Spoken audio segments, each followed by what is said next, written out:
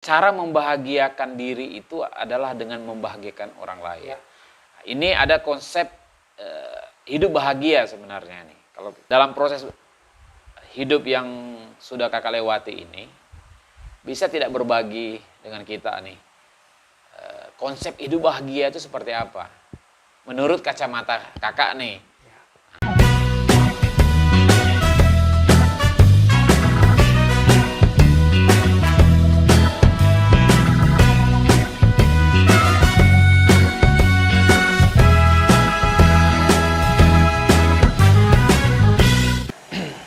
Assalamualaikum warahmatullahi wabarakatuh. Salam.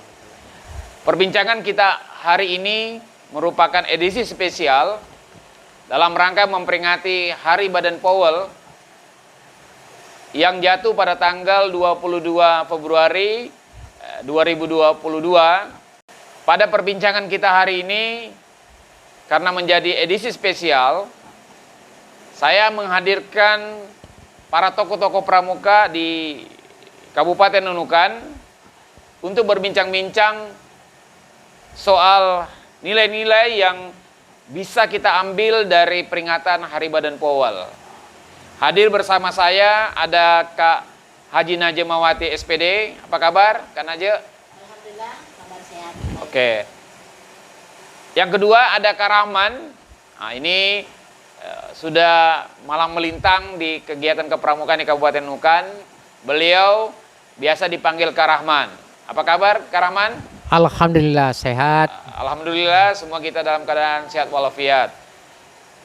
Baik kakak sekalian, saya ucapkan selamat datang di acara Logika Podcast ini. Malam hari ini saya ingin berbincang-bincang kepada kakak sekalian mengenai sepak terjang kakak di dunia kepramukaan. Saya sendiri mengalami dinamika bersama kakak berdua.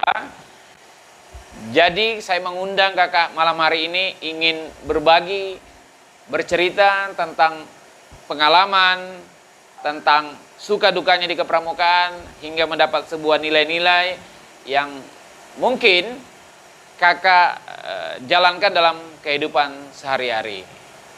Hari ini hingga tanggal 22 Februari di seluruh Indonesia akan menyelenggarakan kegiatan-kegiatan memperingati Hari Badan Powell. Aktif di pramuka nih bisa diceritakan Kak, kapan mulai aktifnya kemudian sampai ke sini, seperti apa tuh perjalanannya itu? Baik, terima kasih banyak. Pertama-tama saya ingin mengucapkan terima kasih banyak atas kehadiran kami di Kak Ramli Media bersama Kak Rahman. Tentunya pada malam hari ini menjadi satu kebanggaan kami untuk bisa didengarkan ya dari sejak awal ya. Kami ingin masuk ke pramuka itu berawal dari kelas 1 ya, kelas 1 SD. Di mana itu Kak? Itu SD? saya karena saya adalah orang Sulawesi Selatan Ya. itu tepatnya berada di Kabupaten Maros, Kecamatan Camba. Ya, kebetulan pada waktu itu saya ingat persis bahwa sejak itu di kelas 1 SD karena memang di kecamatan saya itu adalah kecamatan yang memang ramai. Jadi seluruh desa-desa kecamatan itu pada saat menjelang hari proklamasi seluruh SD itu diaktifkan untuk mengikuti perkemahan. Jadi kami dari SD itu memang sudah ikut pramuka, ya, karena wajib hukumnya. Ternyata itu tahun berapa Kak? 1970. 1970. Iya, iya. Pas saya di kelas 1. Kelas 1. Ya, alhamdulillah. Ternyata saya ikut dan kedua memang orang tua saya mendukung. Oh, Malah orang tua saya itu, mama dan bapak saya itu ikut mengantarkan saya makanan. Pada malam hari ada namanya kunjungan ya. Ikutlah orang tua juga di dalam. Tapi saya teringat waktu saya ikut di pramuka kelas 1 itu sebelum HUT pramuka itu kita ada lomba baris berbaris Kak Ramli. Ya. Dari tahun 1970 berdinamika terus Iya. hingga masuk ke jenjang penggalang gitu. Itu tidak pernah putus Kak ya? Tidak pernah Nah, putus. berarti kalau ikut siklusnya, Iya. Kakak penggalang tahun berapa tuh kalau ikut siklus? Saya penggalang itu tahun 1976 kalau tidak 76. salah, Oke, kurang 76. lebih 6 tahun Iya. ya. Ya. Karena saya merasa senang ikut karena waktu itu kami sempat dibawa ke gunung, salah satu penghijauan, di mana di sana itu ternyata kami disiapkan untuk mengisi kantong plastik karena di sana sudah ada pembibitan di atas gunung. Setelah penggalang, itu di SMP mana tuh Kak? Saya waktu itu di SMP Camba. SMP Camba. Ya, SMP Camba. Terus karena memang saya cita-cita mau masuk guru. Oh, Jadi gitu. setelah tamat SMP kelas 3 saya dibawa paman saya, dijemput paman saya almarhum Haji Idris itu ke Nunukan pada tahun 1981. Itu masih saat SMP. Saya SMP. Jadi saya dijemput dari Makassar menuju ke Nunukan. Jadi saya sekolahnya di sini Kak Ramli kelas 3 SMP. SMP mana itu SMP Kak? Harapan. SMP Harapan Ya, dulu ya. sekarang SMP 2. Oke. Iya. Setelah itu SMP Harapan semakin kuatlah aktif di Pramuka ya Kak? Siap. Oh begitu. Ya, jadi setelah SMP tamat SMP karena almarhum saya punya paman itu memang dia bercita-cita bagaimana supaya saya bisa jadi guru. Akhirnya saya pulang ke Makassar. Saya pulang ke Makassar mendaftar jadi guru.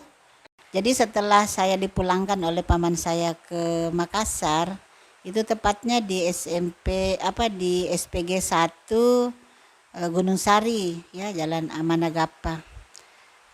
Pada saat itu ya namanya karena saya sudah ada dasar memang di Pramuka, ya waktu kita masuk itu ditanya apa eskul yang mau diambil, saya langsung milih memang Pramuka. Oh Pramuka. Ya saya langsung pilih Pramuka. Itu sudah SPG Kak? Sudah SPG. SPG. Kami dilantik itu di tengah kuburan. Oh masih ya, Iya, di masih tengah ada kuburan. jerit-jerit malam Iya, gitu ya. pas di Gunung Sari deh Ramli. Di sana kan ada Gunung Sari itu. Gunung Sari di mana? Di Makassar. Oh Gunung Sari Iya, Makassar. Makassar, Ya, Pak ya, Bayang-Bayang ya, tuh. ya. Dari Bantara kemudian pastilah ke Laksana kan Kak? Iya. Nah itu berapa lama itu prosesnya sehingga menjadi pembina begitu? Iya. Prosesnya itu setelah kami mendapatkan ijazah. Ya. Kan memang syaratnya Syarat tuh SPG untuk, dulu ya? Ya SPG dulu. Heeh. Setelah itu karena paman saya kembali, saya tetap harus mengajar di Nunukan. Jadi saya dijemput lagi dari Makassar dibawa ke Nunukan. Ya alhamdulillah akhirnya saya masuk mengajar di SD 002 yang sekarang itu ada hotel apa itu? Hotel Fortune. Hotel Fortune. Nah, itu sekolah saya dulu masih gitu. sekolah kayu. Berarti Kak Aji siaga Kakak sudah lewati. Ya. Penggalang Penggalang. Kakak sudah lewati. Iya. Gitu Kak ya? Iya. Kemudian lagi Bantara Laksana. Bantara, iya. Siap. Artinya berproses ini sudah memang lama Sudah. gitu. Nah, kemudian menjadi pembina begitu. Iya. Kalau Kak Rahman itu gimana ceritanya sampai bisa aktif Pramuka? Oh ya, ceritanya begini. Waktu saya di Andrekan, itu saya sekolah di SMEP, Sekolah Menengah Ekonomi Pertama. Itu ada memang setiap minggu harus latihan untuk baris berbaris dan juga harus latihan untuk berbicara di depan karena menyangkut masalah ekonomi. Di situ saya mulai melihat yang latihan-latihan itu adalah tentang masalah tadi baris berbaris dengan upacara dan sebagainya harus. Ini kebetulan saya ketua kelas dulu dalam pelaksanaan tentang masalah pramuka. Saya kira memang itu ada dilanjutkan di SMA di SMIA Negeri 1 Makassar Jalan Bola Bodong. Itu saya ikut jambore di Pangkep. Tahun berapa itu Kak Rahman? Tahun 76 saya. 76. 76. Itu penggalang atau Itu penegak. penegak ya? Ya, karena saya di SMEP itu belum belum Di masuk. Pangkep itu nasional. Ya, ya. Mungkin Pangkep. PW. Pokoknya dia dilaksanakan di Pangkep. Ya. Di kawasan ini ya, kawasan, Ya, kawasan. persawahan. Ya, Oh ya, betul. betul. Oke. Jadi saya lihat yang orang dari Nunukan itu Pak Pairan yang ikut Pak tuh. Pairan. Pak Pairan ikut. Itu Jadi, Karaman ada di Makassar hari ada itu? saya di Makassar. Oh begitu. Nah, kebetulan saya sekolah di SMIA. Semia. SMIA 1 Makassar. Jalan Bola Bodong. Di situ saya ikuti tentang masalah kewiraan. Dari kewiraan itu banyak sekali diambil dari pramuka. Setelah Bantara, Ya. itu kan kemudian ikut kegiatan yang nasional yang di Pangkep itu. Iya. Berapa lama baru kembali ke Nunukan menjadi pembina? Ya, atau pembina bagaimana? ya. Jadi 76 saya ke Nunukan itu 76, tapi saya kembali kuliah lagi. Ya. Nah, terus kembali setelah selesai di Akademi Pajak, saya masuk di sini tahun 78. 78. Nah, ya. tahun 78 itu saya mengajar di SMA Pancasila. Kebetulan di situ tugas saya adalah pembina siswa dan sekaligus mewakil kepala sekolah. Dari situlah awalnya Kak Rahman menjadi pembina di Ya, SMA pembina. Pancasila. Ya, SMA Itu tahun pembina. berapa, Kak Rahman? Tahun 78 Tahun 78 itu sampai hari ini. sampai hari ini enggak Itu pernah saya putus. Berapa lama itu, Kak? Lumayan Sudah 20-an ada ya, 30-an ada. 30-an lebih sudah. 30-an lebih. Ya, justru itu saya dapatkan Pancawarsa 7 sekarang.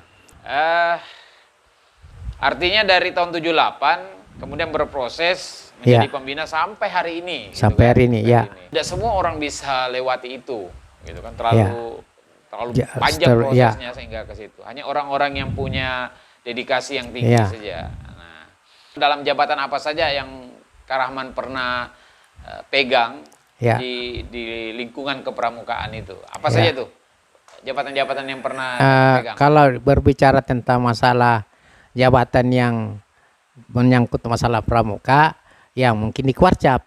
Di Kuarcap itu Kuarcap pernah jadi apa tuh? pernah jadi wakil ketua Kuarcap. wakil ketua Kuarcap. Kedua pernah jadi bendahara. Nah, Kalau pelatih pelatih pelatih sudah ya. sampai pelatih pernah menjadi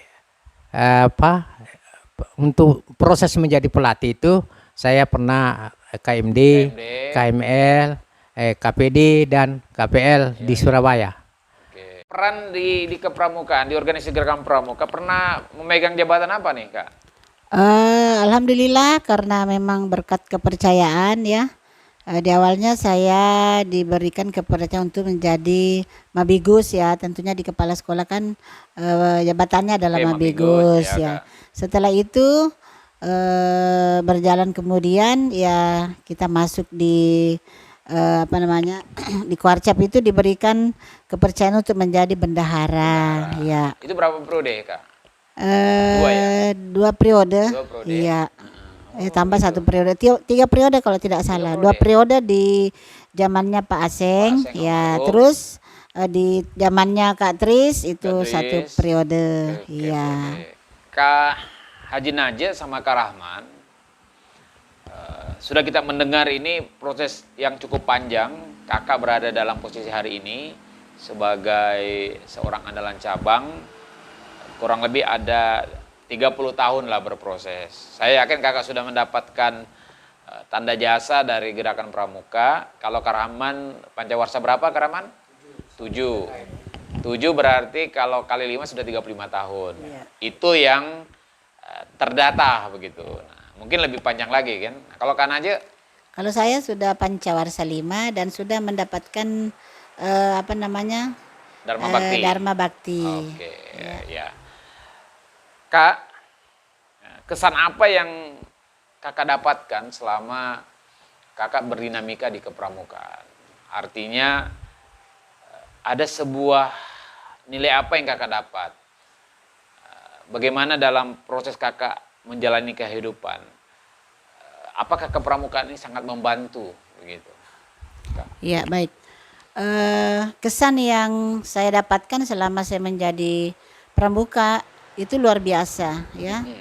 Di mana karena memang kita di pramuka ini kan kalau bukan panggilan jiwa itu kita tidak bisa sampai di saat ini Ya. dengan usia saya yang menghampiri pensiun, tapi pramuka masih tetap saya cintai. Jadi kesan yang sangat baik itu di masyarakat, baik itu di keluarga sendiri, itu kesannya memang luar biasa karena tanpa saya ada pengalaman di pramuka, saya mungkin tidak bisa istilahnya berdiri di depan pejabat ya, istilahnya memimpin suatu organisasi di depan sewaktu-waktu saya disuruh untuk berbicara ya, termasuk memimpin doa karena jiwa raganya jiwa saya sudah di pramuka. Kan di pramuka jelas kita dilatih untuk bagaimana memiliki sifat mental yang kuat ya. Terus percaya diri, dan itu semuanya yang menjadi kesan kita bagaimana supaya kita ini benar-benar dipercaya orang untuk bisa melakukan yang terbaik. Kak, karakter yang kuat yang kakak dapatkan di kepramukaan itu, yang sampai hari ini kakak rasakan itu sekali, karakter yang bagaimana yang kakak dapatkan di kepramukaan sehingga mungkin mental, kekuatan kakak untuk menjalani kehidupan ini, yang kakak dapatkan di kepramukaan itu karakter yang bagaimana tuh? Iya, tentunya karakter ini kita dapatkan atas kerja keras ya, kerja keras yang bisa terbangun untuk bisa dijadikan sebagai contoh baik di keluarga maupun di tempat saya mengabdi. Ya. Oh begitu Kak ya? Iya. Oh berarti ternyata selama hampir 25-30 tahun 30 ini tahun. Iya. penanaman karakter mungkin dari siaga kakak Iya. sampai ke pembina ini. Nah nilai-nilai karakter yang ditanamkan di kepramukaan itu terbawa ya sampai Iya, kakak terbawa sampai di keluarga, Iya. di di masyarakat, pekerjaan, termasuk di masyarakat, mungkin, iya, mungkin karakter Iya. yang ada dalam Iya. di dalam Dasar Dharma itu, Iya. karakter hemat, jujur, Iya. kemudian suka bergotong royong, itu betul-betul tertanam kayak. Iya betul. Saya lihat ya, namanya kita ini orang berpramuka kan pasti masyarakat tahu, terus di sekeliling kita tahu. Seakan-akan mereka tuh semuanya apa yang kita lakukan itu dianggapnya semua baik, dan memang ada kepercayaan tersendiri dari masyarakat teman-teman untuk bisa dijadikan sebagai contoh dan motivasi ya. Seperti itu. Setelah 30 tahun lebih aktif di kepramukaan, pastilah kakak sudah mengalami jatuh bangunnya kehidupan ini, begitu Iya, kan? betul. Nah, ada tidak pengaruh secara personal Kak Rahman ini setelah mengikuti kepramukaan itu punya dampak tidak dalam kakak berkehidupan di keluarga, di pekerjaan? Nah itu bisa berbagi, Kak Rahman. Terima kasih. Di dalam hal tentang masalah pramuka atau tabiat yang ada di dalam pramuka itu, saya kira banyak. Contohnya, pertama disiplin. Nah, disiplin itu, kalau disiplin kedua, ada hal-hal yang di kegiatan masyarakat itu tidak memilih sesuatu yang harus dikerjakan, tapi itu loyal saja kita di situ. Nah, terus dengan adanya kegiatan pramuka ini, maka banyak sekali saya rasakan tentang masalah bepergian, ataukah tidak mungkin saya dapatkan injak Jakarta kalau tidak berpramuka. Nah, yang kedua, tidak mungkin saya injak tentang masalah mengikuti kegiatan Asia Pasifik kalau saya nanya bukan pramuka di Tambunan sana. Berarti wajar aja lah kalau Kak Rahman itu sampai hari ini sudah mendapatkan penghargaan tanda jasa, begitu kan? Dharma Bakti sudah dapat ya? Sudah dapat. Ya, mudah-mudahan menerima di Balikpapan. Mudah-mudahan kakak berdua nanti ini panjang umur, tahun ini atau Hari Pramuka yang akan datang itu bisa dihargai penghargaan melati lah. Insya Allah, amin. Kalau kan aja yang pernah diikuti event-event yang skalanya besar tuh, apa saja tuh? Baik, luar biasa nih kalau berbicara tentang event-event yang luar biasa. termasuk kegiatan Jamnas. Ya, Jamnas terus Orang jadi bina damping ya. ya pembina damping. Oke. Terus di kemarin ya. Remuna, Bukan, ya, Remuna. Remuna ya Remuna. ikut ya. Oke. Terus yang di Batu Raden itu apa ya kemarin ya, Jambore Jambore nasional juga. Nasional, Ya. Cibubur ya. Dan alhamdulillah juga yang berkesan sekali ini kegiatan yang diadakan di Malaysia, alhamdulillah tidak pernah tidak ikut Oke. ya, baik itu di Sandakan kan, Ya, ya di Sempurna. Dan yang buat mengesan saya pada saat ulang tahun Malaysia itu, waktu itu di konsul saya diberi kepercayaan untuk membaca undang-undang ya. Ada Kak Ramli waktu itu ya, tahun 90 berapa gitu ya. Ya Oke, alhamdulillah. berarti soal jam terbang ikut event-event nasional maupun internasional sudah cukup. Masih boleh tambah ya? Gini, selama saya mengajar di SMA, itu kan dulu setiap tanggal 17 Agustus itu pramuka SMA Pancasila harus upacara di konsul. Maka di dalam upacara itu ada juga jalan apa namanya itu jalan santai. Di dalam itu kira-kira ada 5 tahun itu berturut-turut ke sana. Di dalam itu Untuk ini ya, saya potong Ya. untuk apa menjadi petugas pengibar bendera ya? ya pengibar bendera di konsul. Ya. Nah, setelah di belakangan itu ndak ini lagi karena banyak TKI sudah yang dibina-bina di sana. Oke. Ya. Saya tambahkan teman-teman yang berada di luar sana ternyata Kuarcap Nunukan, kalau dulu masih Kuaran, di Nunukan itu sering mendapat tugas mengirimkan pasukan pengibar bendera di konsulat RI di Tawau, Malaysia. Merupakan sebuah penghargaan dan sesuatu pengalaman yang mungkin tidak terlupakan sampai hari ini, bisa bertugas di konsulat RI di Tawau itu, di negara orang untuk mengibarkan bendera. Kenapa hari ini tidak ada lagi? Nah, itu menjadi pertanyaan. Karena saya berpikir nilai-nilai nasionalisme di situ sangat tinggi gitu. Nah, mungkin termasuk saya juga pernah juga bertugas menjadi pemimpin upacara kalau tidak salah hari itu.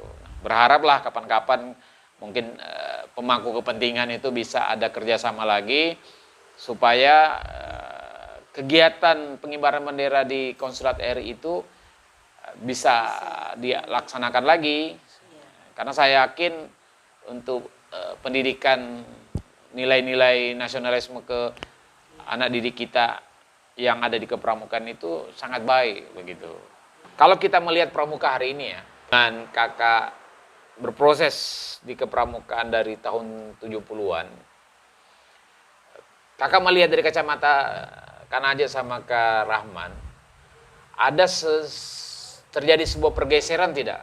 Maksudnya pergeseran dalam penanaman nilai-nilai kepramukaan atau mungkin hal lain yang kakak lihat.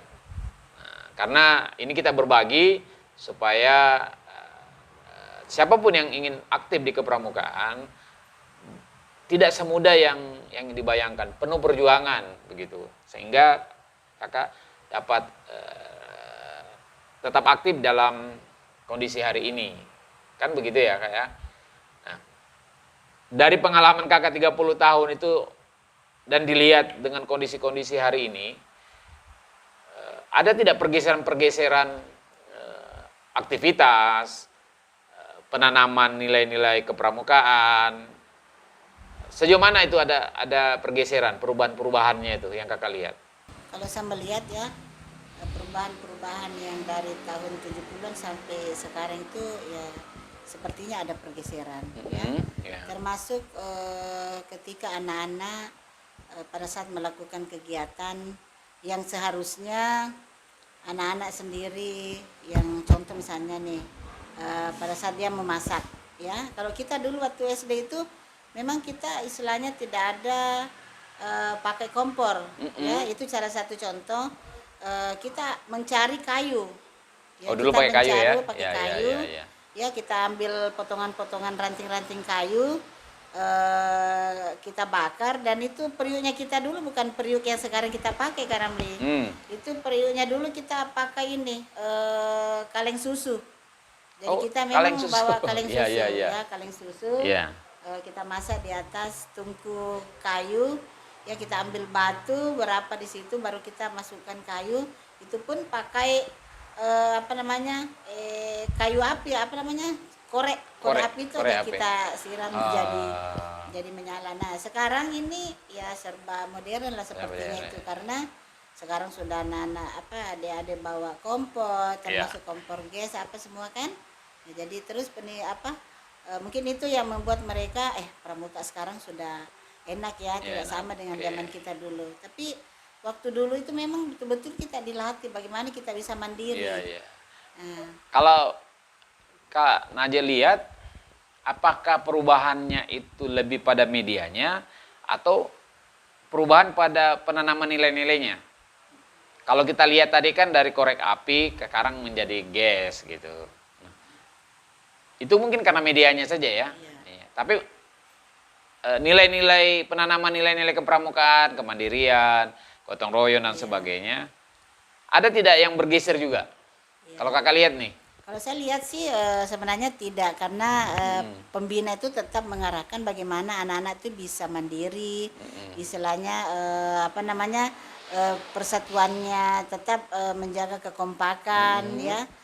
Karena saya juga terus terang pada saat ada kegiatan saya diberi percaya juga untuk menjadi yuri. Jadi situ juga kita bisa melihat anak-anak ini betul-betul bisa mandiri, kerjasama itu tetap mereka laksanakan. Dari dulu sampai sekarang ada tidak perubahan dan pergeseran-pergeseran yang terjadi? Kalau saya lihat yaitu dua, kita lihat penggeseran tentang masalah medianya kah atau penggeseran tentang masalah cara nilai-nilainya. Kalau penggeseran tentang masalah nilai, saya kira begini, di dalam hal kegiatan-kegiatan yang dulu adalah pertama, utamanya kekompakan, ada mau dikerjakan pasti kita ada rapat, ada kita sekata dulu.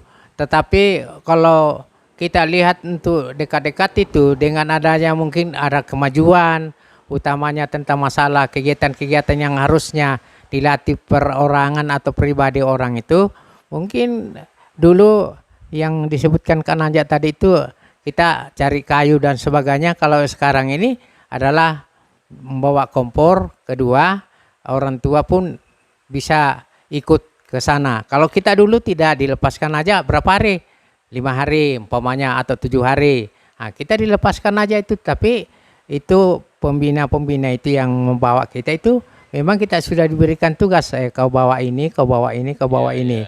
Nah, kalau yang sekarang ini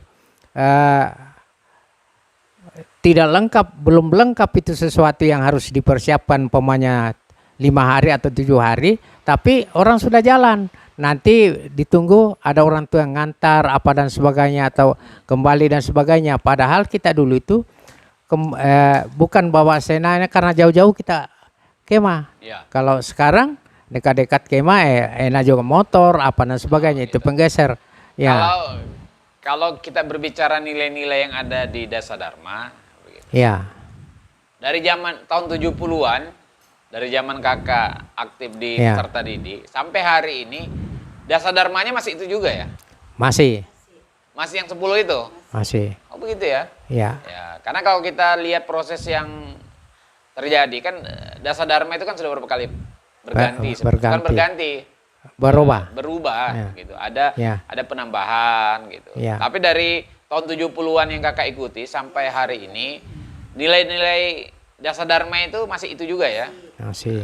Berarti kalau kita bisa mengambil sebuah pembelajaran dari itu, berarti nilai-nilai kepramukaan itu sebenarnya tidak berubah. Kan gitu Kak ya? Iya. Nah, hanya karena kondisi situasi yang ada hari ini, media, sarana dan sebagainya terjadi perubahan gitu, masanya gitu. Tetapi dengan kita melihat ada perubahan media, perubahan masa yang ada. Setuju Kakak kalau saya katakan begini? Penanaman nilai karakter itu tidak kuat hari ini. Sehingga anak didik kita tuh lemah dari sisi karakternya. Nah itu gimana itu Kak? Kalau saya setuju kalau dikatakan lemah ataukah tidak sama yang dulu kita. Kalau kita dulu itu betul-betul mandiri bahwa mencari ini mencari ini. Kalau sekarang itu memang sudah siap dibawa dari rumah seperti kompor. Nah, maka dalam hal ini kalau dikatakan dibandingkan yang dulu dengan sekarang ini memang ada penggeseran, ada tidak sama. Walaupun dasarnya sama, tapi untuk pelaksanaannya tidak sama. Nilai karakter hari ini ada terjadi pergeseran tidak tuh? Dari sisi penanamannya. Seperti apa yang Kak Naja lihat? Iya, baik. Kalau saya melihat sekarang kondisi anaknya jelas ada pergeseran dari segi karakter, ya. Dan itu memang pada umumnya saya lihat itu terjadi. Contoh lah seperti ya sekarang ini kan karena memang teknologi yang sudah canggih kan Dek Ya, Ram, termasuk adanya HP yang hari ini anak-anak miliki, ya. Dulu memang sih dilarang untuk membawa HP, tapi karena sekarang ini sudah Menjadi zamannya kebutuhan, menjadi ya. kebutuhan, ya, baik dia proses belajar mengajar di guru itu harus, cuman bagaimana bisa menjaga karakter itu supaya tetap mereka menjadikan sebuah kebiasaan yang baik ketika Ya. nanti dia akan meneruskan pendidikannya keluar dari zona nyaman, karena sekarang ini kan kita anggap dia zona nyaman karena bersama dengan orang tua kan. Ya. Terus HP yang dia pegang anak-anak itu juga saya rasa juga ini perlu kita sampaikan kepada orang tua bahwa pada saat anak-anak tuh memegang HP, karena di situ juga ada salah satu bagaimana mereka bisa menanamkan karakter yang baik, ya. Menanamkan hal-hal yang memang harus mereka tanamkan pada dirinya. Ya, Ya. betul. Termasuk pengontrolan orang tua siswa itu harus ada. Termasuk misalnya malam ini kan karena di luar daripada jam sekolah, jelas orang tua itu harus mengatur waktu anak-anak sampai jam berapa dia bisa pegang HP. Terus pada saat dia pegang HP harus kita kontrol apa-apa saja yang anak-anak itu nonton di HP-nya, karena takutnya itu nanti karakter yang akan dimiliki nanti anak-anak itu melemahkan, karena namanya di HP itu kan itu internet kan sepuasnya dipakai di rumah misalnya. Mungkin itu salah satu kelemahan karakter anak-anak, tapi sepanjang kita sebagai orang tua selalu mengingatkan, insya Allah itu akan tertanam kembali. Oke. Nilai-nilai dasar dharma yang hilang hari ini itu apa tuh?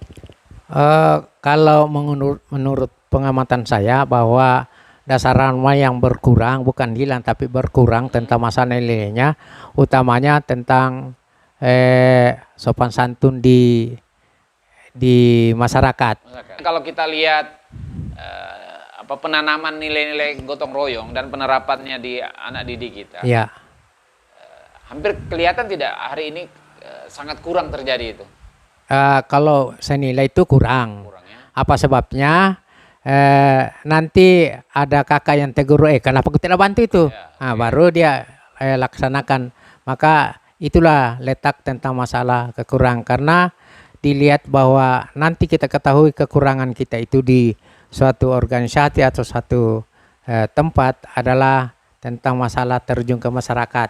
Jadi kalau terjun ke masyarakat dinilai itu bahwa itu pramuka itu bagus tuh, begini-begini, karena lihat dari pertama penampilan, kedua ada kegiatan gotong royong, ada dia di situ, tapi tanpa disuruh bahwa kau angkat ini dia ini, kalau umpamanya ada musibah dan sebagainya itu ada, pasti ada di situ. Oh, gitu. Itulah gotong royong itu. Ada sebuah pergeseran yang terjadi dari penerapan dan penguatan karakter di kepramukaan periode-periode tahun 80-an dibanding dengan periode yang sekarang. Tapi kita tidak bisa mengatakan yang hari ini lemah, karena hari ini dunianya berbeda. Iya. Dinamikanya berbeda. Berbeda, ya. Tetapi yang kita sayangkan nilai-nilai yang mendasar bahkan itu mulai terkikis gitu kan. Nah contoh seperti nilai-nilai kejujuran, nilai-nilai gotong royong, itu kan nilai-nilai dasar sebenarnya. Iya. Gitu. Kita berharap kepramukaan itu mengambil peran itu kan, Kak. Nah, mengambil peran itu. Tapi kalau kita melihat justru juga kepramukaan ini terjadi sebuah persoalan-persoalan tersendiri, begitu. Kenapa kita katakan begitu? Karena hampir semuanya prosesnya instan. Ada gugus depan tidak berjalan, tetapi pada saat aktivitas-aktivitas yang harus melibatkan anak didik itu, dia dilibatkan, tetapi dia tidak berproses di gugus depan. Nah, ini juga menjadi persoalan. Berarti kalau melihat perjalanan kakak-kakak ini hampir 30 tahun lebih gitu kan, ada tidak yang patut kakak syukuri gitu kan. Kalau saya tidak ikut pramuka, mungkin saya tidak bisa berbuat A, B, C, D gitu. Contohlah kayak tadi itu kan, kalau saya tidak ikut pramuka, saya mungkin tidak bisa tampil di depan umum, contoh-contoh begitu. Nah, kalau kita lihat dari nilai dasar dharma lah itu ya, nilai dasar dharma yang ada itu, suci dalam pikiran, perkataan, dan perbuatan gitu kan, hemat, cermat, dan bersahaja, bertanggung jawab dan dapat dipercaya. Nilai-nilai itu semua kan karakter itu memang berproses kan, Kak? Iya. Bukan instan. Iya. Dari tahun 70-an sampai hari ini kakak ikut kepramukaan, nilai-nilai dasar dharma itu yang kuat tertanam di diri kakak tuh secara, kan ada nilai yang kita bisa rasakan tuh, Kak. Ada nilai yang kita rasakan. Nilai-nilai apa itu ya kira-kira, Kak, yang di dasar dharma yang menurut kakak rasanya syukur dapat karakter itu? Kalau kakak lihat lah. Iya. Yang di Kalau dasar dharma, khususnya dasar dharma ya. Yang pertama itu adalah takwa kepada Tuhan ya, yang Maha takwa Esa, ya. kepada Tuhan Yang Maha Esa. Alhamdulillah, ya. Itu yang pertama yang memang Kak Naje berusaha untuk bagaimana saya bisa menjebalkan diri ke situ. Kedua, dasar dharma yang terakhir, Suci dalam pikiran, suci dalam pikiran, perkataan, dan perbuatan. Ya. Nah itu yang saya bisa amalkan, alhamdulillah. Dan itulah menjadi satu kebahagiaan saya selama saya mengenal yang namanya pramuka. Karena tanpa pramuka yang saya ikut selama ini dengan penuh tulus dan ikhlas ya, alhamdulillah betul-betul saya tanamkan baik di keluarga sendiri, baik di lingkungan sendiri maupun di tempat saya sekarang mengabdi. Ya, itu betul-betul saya tanamkan ya. Buat saya dapatkan itu tentang masalah tanggung jawab. Tanggung jawab. Oke. Karena kalau kita diberikan suatu tugas baru kita tidak laksanakan, utamanya dalam hal di masyarakat, itu harus artinya dari dalam memberikan contoh sekaligus dengan lain masalah tanggung jawab. Karena saya lihat yang kulihat ini berapa organisasi yang saya tempati, yang paling mendasar situ adalah tanggung jawab. Kata Baden Powell, cara membahagiakan diri itu adalah dengan membahagiakan orang lain. Ini ada konsep hidup bahagia sebenarnya nih, kalau kita melihat.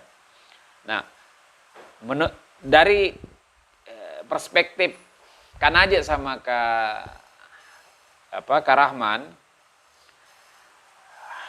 dalam proses hidup yang sudah kakak lewati ini, bisa tidak berbagi dengan kita nih, konsep hidup bahagia itu seperti apa?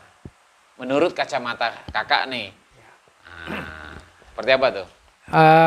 Kalau menurut pendapat saya, konsep bahagia itu adalah mengikuti tentang masalah membantu orang, terus dengan adanya demikian sesuai dengan kemampuan bahwa memberikan bantuan kepada orang itu adalah menurut kita ada kebahagiaan kita sendiri.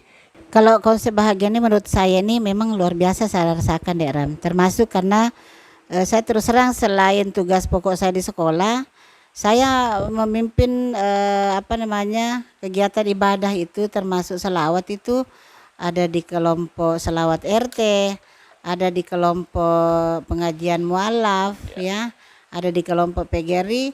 Ketika saya tidak ada atau ketika saya tidak hadir, itu mereka merindukan kehadiran saya. Nah, di situ saya merasakan kebahagiaan saya tersendiri.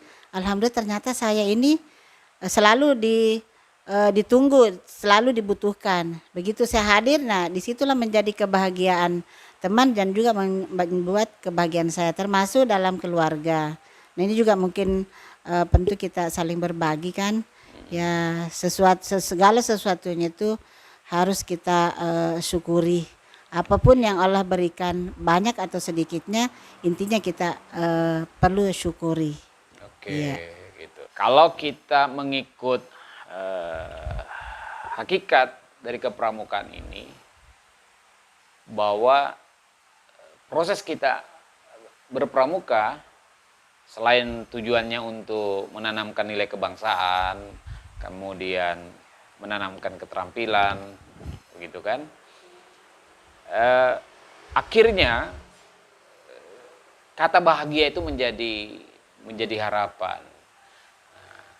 Itu yang ditanamkan oleh Bapak Pandu Dunia, Bapak Lord Baden-Powell ya, bahwa harapan seorang pramuka itu dia berharap akan mencapai hidup dan mati bahagia. Artinya kepramukaan ini berupaya membentuk anggotanya untuk menjadi manusia yang hidupnya bahagia dan matinya juga nanti bahagia. Kakak sampai hari ini kata bahagia itu mungkin sulit untuk dibuktikan ya, sulit untuk dibuktikan. Tapi untuk dirasakan secara kasat mata itu, kakak ada rasakan tidak tuh selama ikut kepramukaan, konsep hidup bahagia itu ada tidak kakak rasakan tuh? Ya, alhamdulillah saya merasakan itu. Oke. Kebahagiaan yang selama ini itu memang sudah tertanam dalam diri Kak Naje ya. Apalagi pada saat ada kegiatan pramuka ya, walaupun ya tidak memandang itu siang malam ya. Namanya kita sudah cinta, sudah tertanam dalam jiwa kita itu rasa capek, rasa lelah itu tidak ada. Justru kebahagiaan yang kami rasakan itu ketika kita bergabung dengan anggota-anggota pramuka. Oh, begitu Ya, ya. karena di dalamnya sana memang sepertinya sudah tertanam rasa cinta dengan pramuka itu sendiri. Oke. Kata Bapak Pandu Dunia, Bapak Lord Baden-Powell, cara membahagiakan diri sendiri adalah dengan cara membahagiakan orang lain. Saya rasa itu nilai yang kita bisa dapatkan dalam perbincangan kita malam hari ini. Demikian, dan kita ketemu lagi di edisi Hari Baden-Powell berikutnya. Utarakan dalam kata, nyatakan dalam bahasa. Salam logika, salam pramuka. Salam.